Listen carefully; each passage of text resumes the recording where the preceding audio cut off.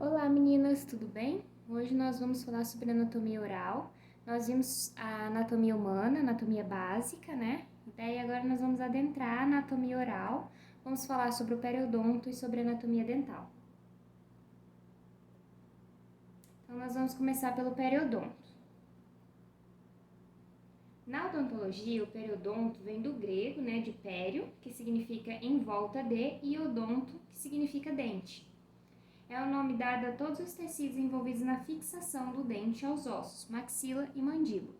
Então, basicamente, o nosso periodonto, ele é tudo que vai ficar em volta, né, do nosso dente, tudo que fica circundando o nosso dente, né, gengiva, osso, tudo onde o dente está fixado é o nosso periodonto. Então, aqui nós estamos vendo as coroas dentais, né? E ali nós estamos vendo gengiva. Embaixo dessa gengiva nós temos osso, tá? Tanto na mandíbula quanto na maxila. Na maxila é um osso mais esponjoso, na mandíbula um osso mais compacto.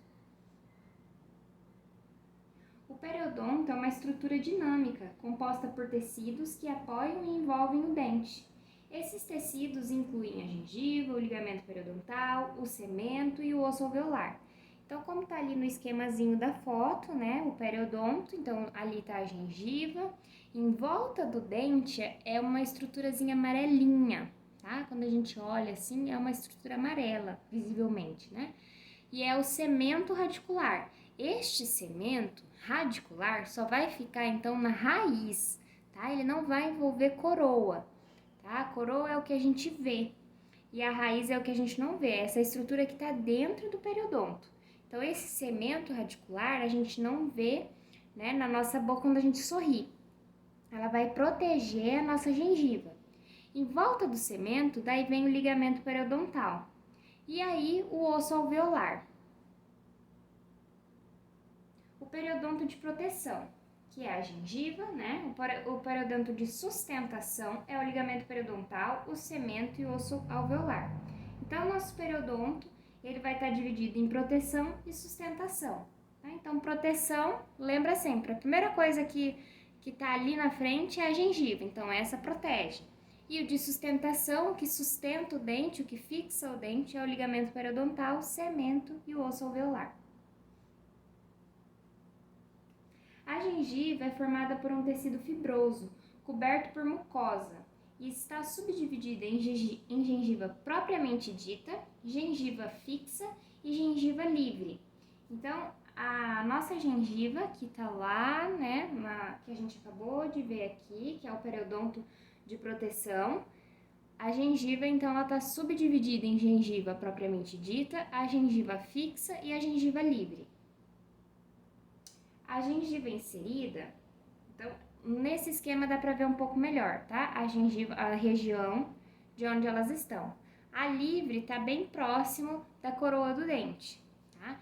A inserida, ela está firmemente presa nas faces vestibular e lingual, de 1 a 3 milímetros nas faces interproximais. Lembra que eu falei na aula lá na sala que são faces interproximais? São as faces que ficam dente com dente, né? Então, interproximal é onde eles se encontram.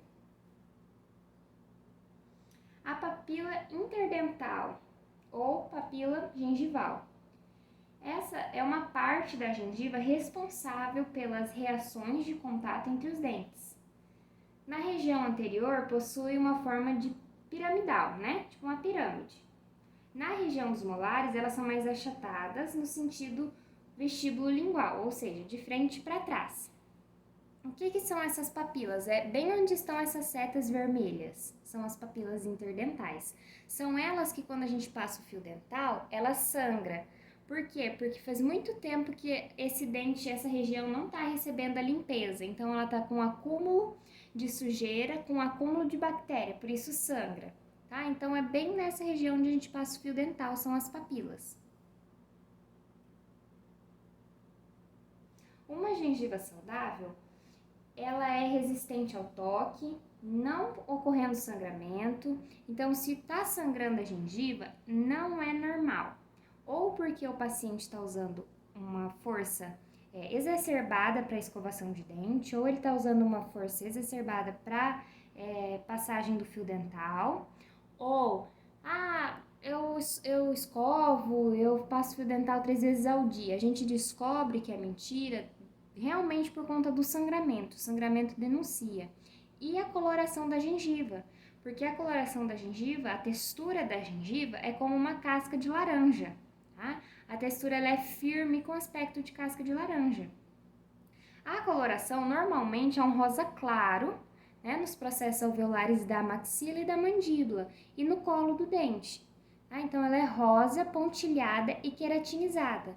Então, quando o paciente vem com a gengiva muito vermelha, sangrando, a gente sabe que o paciente não está fazendo o uso adequado tanto da escovação quanto do fio dental. Tá? E quando ela vem inchadinha também, aqueles pacientes que utilizam aparelhos ortodônticos, quando ela está inchada, a gente sabe que não estão passando o fio dental. A mucosa alveolar e a gengiva livre são normalmente vermelho brilhante e não queratinizada, então elas são mais para cima, né? Porque a parte queratinizada é com aspectozinho de laranja. Então, mais para cima, a nossa mucosa alveolar, ou a gengiva livre, né? Depende de né, qual vai ser chamada, mas é a mesma coisa. Ela não é queratinizada, ou seja, ela não tem um vermelho brilhante, tá? O sulco gengival, espaço situado entre o dente e gengiva. A profundidade vai variar de 0 a 2 milímetros. Então, esse sulco gengival é bem aquela primeira seta branca lá em cima, é esse espacinho que tem entre a gengiva e o dente, tá? É um espaço bem curtinho mesmo, de uma gengiva saudável, né? Quando as gengivas estão inflamadas, normalmente elas estão aumentadas, amolecidas e com coloração vermelho mais escuro. Então essa gengiva, olha o aspecto dela como é diferente, ela está avermelhada.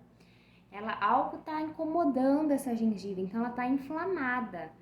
Sujeira acumulada, biofilme acumulado, comida, né? A comida ali por muito tempo, ela forma aquele biofilme. O que é aquele biofilme? Depois que a gente termina de comer e a gente passa a língua nos dentes, ele tá meio áspero, esse é um biofilme, tá? Que ele é formado naturalmente pelo nosso organismo. Só que se esse biofilme for se acumulando nos dentes, ele causa essa reação, que é uma inflamação na gengiva. Tá? Então ele fica vermelho, ela sangra com muita facilidade, com qualquer toque que tenha na gengiva ela vai sangrar. Então essa coloração e esse aspecto são de uma gengiva inflamada. O ligamento periodontal. O ligamento periodontal é definido como uma estrutura de tecido conjuntivo frouxo, ricamente celularizado e vascularizado, que se situa entre o cemento e o osso alveolar, unindo então os dentes aos maxilares pelas fibras de Charpey. São espessuras e são, a sua espessura de cerca de 0,25 milímetros. E a sua presença torna possível a distribuição e absorção de forças durante a mastigação.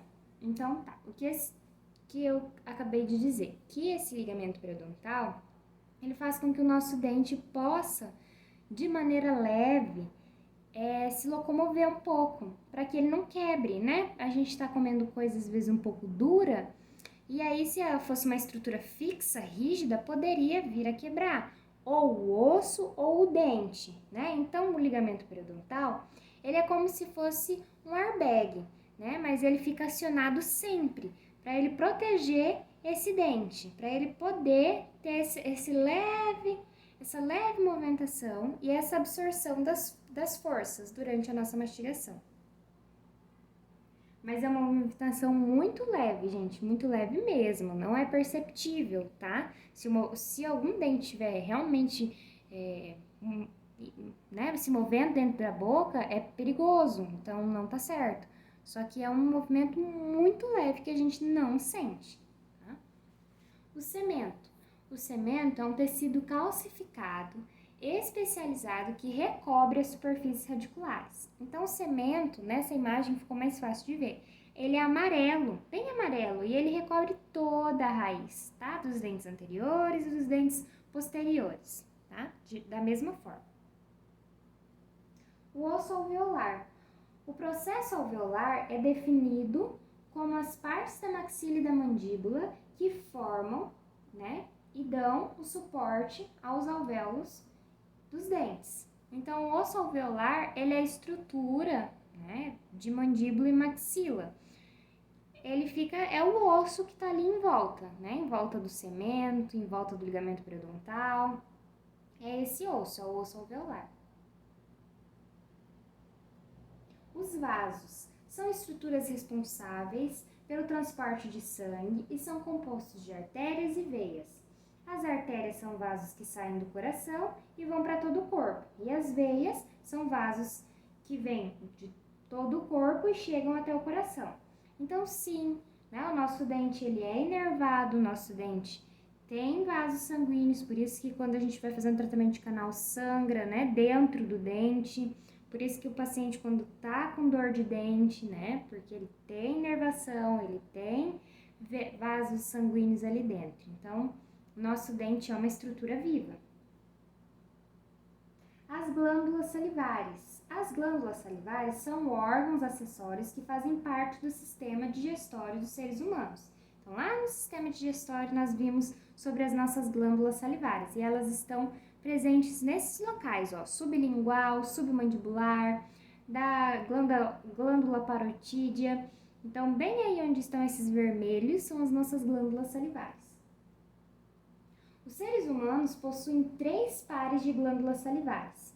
Por que 3 pares? Assim como nós vimos lá os pares cranianos, é por quê? Porque como tem do lado direito, tem do lado esquerdo, entendeu? Então, por isso eles falam 3 pares de glândulas. Então, o que a gente está vendo desse lado, tem do outro lado, tá?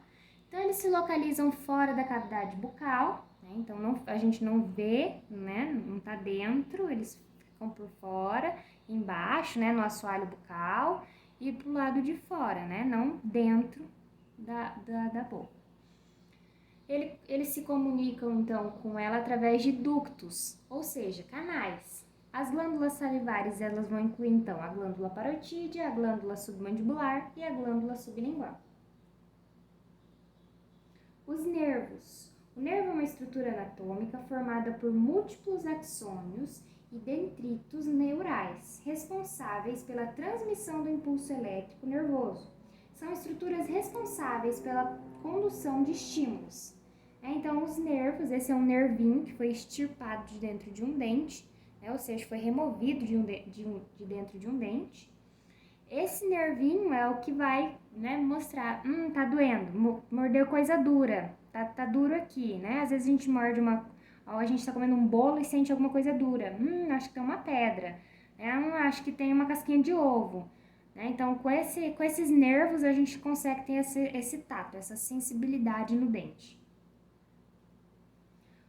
Então, os estímulos eles podem ser sensitivos, que são aqueles que provocam sensações ao indivíduo de temperatura, tato, pressão, e os motores, que são destinados a um músculo provocando sua ação. Né? Então, a gente mordeu ou colocou algo muito quente dentro da boca, ou mordeu algo e sentiu que era duro, ou fez a pressão muito grande em cima desse dente, e aí esse é o sensitivo. O motor é aquilo que a gente solta, né? A gente abre a boca porque tem alguma coisa incomodando, porque a gente mordeu alguma coisa. Então, a gente tem esses estímulos sensitivos e motores. Então, agora a gente vai falar um pouquinho sobre a anatomia dental. Tá? Agora é o dente mesmo. Nós falamos um pouco da estrutura que fica em volta do dente, né? O periodonto, e agora vamos falar sobre a estrutura dental. Os dentes são órgãos do corpo humano, de consistência dura, de natureza calcária e cor branca. Os dentes estão localizados na boca e fixados nos maxilares. Por que maxilares? Porque o conjunto de mandíbula e maxila são chamados de maxilares, tá? A principal função dos dentes é realizar a mastigação dos alimentos e no auxílio da fala.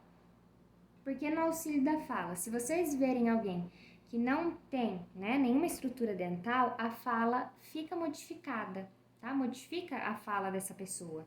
Então, quando ela tem a estrutura dentária, os dentes, eles ajudam, né? Tanto na alimentação, para a gente morder, para o alimento ficar ali dentro, quanto para a fala, porque algumas coisas que nós pronunciamos batem nos dentes, né? Assim como batem no nosso palato duro, batem nos dentes também, tá? Algumas letras, alguns sons precisam dos dentes, tá? As crianças, então, têm 20 dentes descidos. O que são dentes descidos? São dentes primários ou dente de leite, tá? Para nós agora profissionais, são dentes decíduos. Os adultos normalmente possuem 32 dentes, né, secundários. Por que secundários? Porque primeiramente nós tivemos os descidos e agora nós temos os secundários. Na época em que a criança está com 2 anos de idade, provavelmente já estará com um conjunto completo de 20 dentes de leite, ou 20 dentes descidos, tá? Então, quando a criança tem por volta de seus 2 aninhos de idade, já estão todos os dentinhos descidos ali. E os dentinhos permanentes já estão, né, ali já aparecendo na maxila, na mandíbula também, mas no osso, tá? Dentro do osso, assim como está na imagem.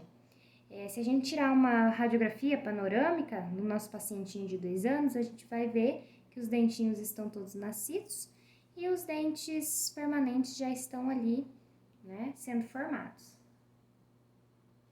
Quando um adulto jovem está com algo entre 17, né, e 24 anos de idade, geralmente está presente em sua boca um conjunto completo de 32 dentes permanentes. Ou seja, quando o nosso paciente chega e ele já tem mais de 17 anos, esse paciente é para ele estar com 32 dentes. Se ele não tem, é porque ele perdeu. E se ele perdeu, não recupera mais, porque são dentes permanentes, tá? Tem alguns casos de pacientes que têm dentes descidos, tá? E não é raro, assim, a gente vê, é até que comum, não é tão raro e não também, nossa, vejo todo dia.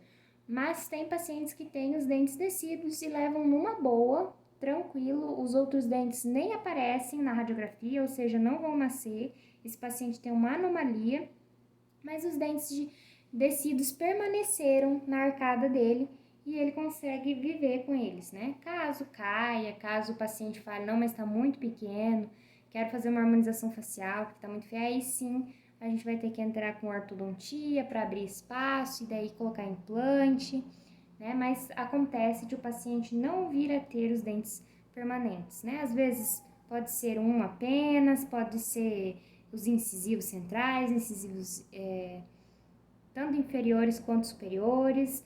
A gente vê bastante em caso de inferiores, tá? Incisivos centrais inferiores. Então, os dentes primários e os dentes permanentes, vamos falar um pouquinho deles.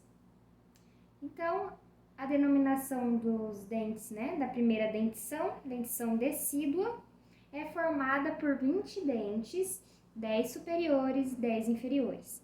Essa tabela é bacana vocês tirarem foto, tirarem um print, porque ela tá bem certinha, ó.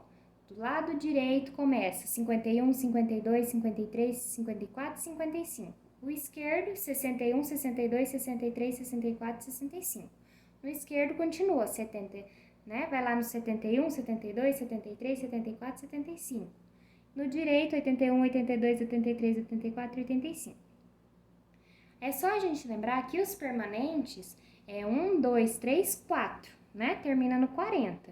Então, os descidos, eles começam no 50, daí dos 50, 60, 70 e 80, tá? Fica um pouco mais fácil da gente decorar. Então, aqui, podem tirar print, tirar uma foto, é muito importante quando esses dentes vão nascer, né? Incisivo central superior, de 7 a 12 meses. Incisivo lateral superior, de 9 a 13 meses, tá? Então, as idades e os nomes de cada dente. Incisivo central, lateral, canino, primeiro molar, segundo molar. Eles não têm os pré-molares? Não, a criança não tem o pré-molar. O pré-molar vai nascer lá na dentição permanente, ok? As crianças não têm. Então, a criança vai ter incisivo central, incisivo lateral, canino, primeiro molar e segundo molar.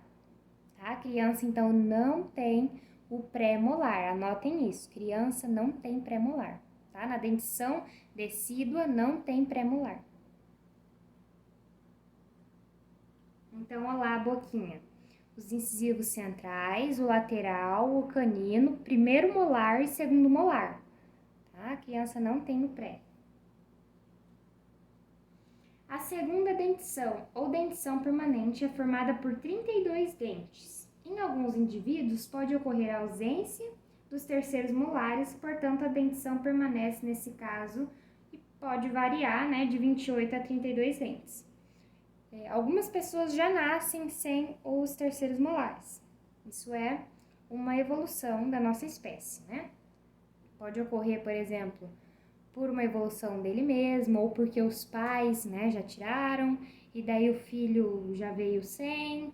Então, né, muita coisa explica, mas algumas pessoas já vêm sem o terceiro molar. O terceiro molar é o vulgo siso, tá? Terceiro molar. Vamos lá, então. Então, o desenvolvimento de dentes permanentes. Podem printar, tirar foto também. Olha lá, tá? Erupção. Erupção é quando esse dente nasce. Com que idade esse dente nasce? Então, dentes superiores, incisivo central superior, de 7 a 8 anos. Incisivo lateral superior, de 8 a 9 anos. O canino, de 11 a 12 anos. Primeiro pré-molar, de 10 a 11 anos. Então, lembra que eu disse lá que a criancinha não tem os pré-molares? O pré-molar vai nascer quando a criança tiver de 10 a 11 anos. O segundo pré-molar superior, tá? Superior. Guardem isso, porque os inferiores podem alterar a idade, tá? De nascer esses dentes. Então, alguns vão bater, por exemplo, os pré-molares ali vão bater, mas já os molares, incisivos, alguns assim não vão bater a idade, tá? Então, vamos lá. O primeiro molar superior de 6 a 7 anos, o segundo molar superior de 12 a 13 anos, o terceiro molar, então, de 17 a 21 anos, tá? Então, guardem isso, idade de erupção e o nome dos dentes, tá? Tanto os dentes superiores quanto dentes inferiores. A arcada superior recebem os mesmos nomes, tá? Incisivo central, mas aí vai ser incisivo central superior, incisivo central inferior, tá? Tem que colocar isso também. E a data de erupção de cada um, a idade que vai erupcionar os dentes permanentes. A gente tem a tabela aqui dos dentes decíduos, tá? Erupção, ó lá, de meses, tá? E dos dentes permanentes de anos já. Então, podem ocorrer de indivíduos, né, com ausências inatas de dentes, né? Então, como eu comentei com vocês, pode ser que o paciente não tenha, né, algum dente e é normal, tá?